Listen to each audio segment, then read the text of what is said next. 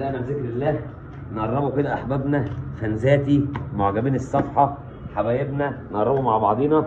يلا بينا على البانيه، يلا بينا على الشرايح العريضه. هنا الشرايح الخفيفه، الشرايح بتاعه اللف.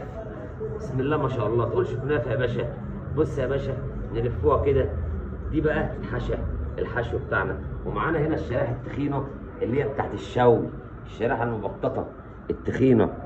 بصوا يا جماعه، الشريحه دي اللي بتتشوى، بتستحمل فحم، بتستحمل اي حاجه. لو قعدت في التتبيله اكتر من 3 4 ساعات بتستحمل معانا.